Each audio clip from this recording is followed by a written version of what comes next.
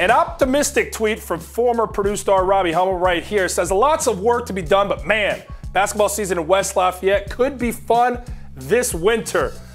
Well, look, I got the man here in studio to talk about it. The reason for Robbie Hummel's optimism, Caleb Swanigan flopped from Michigan State to Purdue, making that front line for the Boilermakers pretty tough. Isaac Haas, A.J. Hammond, and now Caleb Swanigan.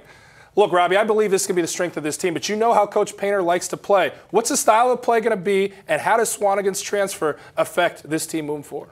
Well, I think, with Coach Paint, he gives his guys an opportunity to be successful. So especially offensively, I think when you add a guy like Caleb Swanigan, he's going to play a lot through him. When I was there, we played a lot through myself. I mean, when you were there, you were the 6'8" center.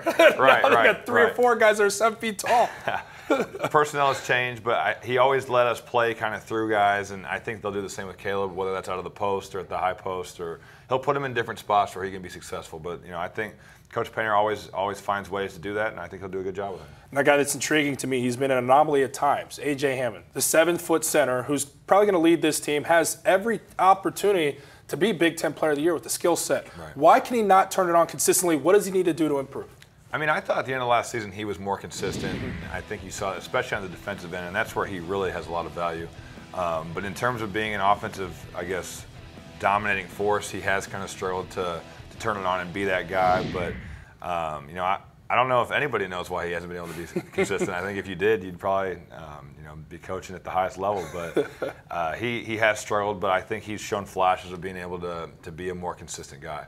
Well, now you look at this roster, and the point guard spot is probably the biggest question mark. Right. And then Coach Painter goes out and gets another fifth year, much like he did with John Octius a year ago. Now he goes and gets Johnny Hill from Texas Arlington. It looked like it'd be P.J. Thompson's slot, but now it looks like it belongs to Johnny Hill. How's the point guard spot now? Is it taken care of now that they've gone out and gotten this fifth year? I think it's good they went out and got a fifth-year guy to add some depth. I think with Bryson Scott leaving as a transfer, they really needed to go out and get another guy that could play that one spot. PJ, I think, showed a lot of flashes last season. He played great against Illinois and actually almost kind of willed them to victory, I think, in a big game that got them into the NCAA tournament last year. But I think you add a guy like Johnny Hill, he's scored the ball in college. I think he's athletic. He's kind of like John Octius from what I've been told. So obviously they had success with that last year, so hopefully they can do it again this year. All right, Robbie, so Coach Painter, he's been there for 10 years. It seemed like you played there for 10 years yourself, battling through injuries. But no, in all seriousness, you're 4 seasons there, 20-plus wins, 2 Sweet 16 appearances. So I posed the question, Painter been there for 10 years. Is this potentially the best team he has coming into this coming season? I think potentially, yes, it could be. You look at their roster, I think their front court is way deeper than ours was.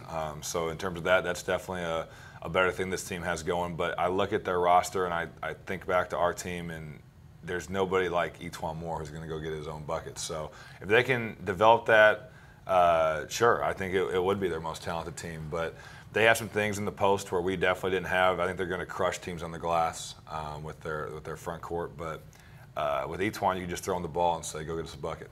Well, you heard it there from Robbie Hummel, the biggest question mark, that go-to guy. Who becomes E'Twaun Moore if they find him? What are we thinking? Maybe a Final Four appearance? I think it could be a possibility.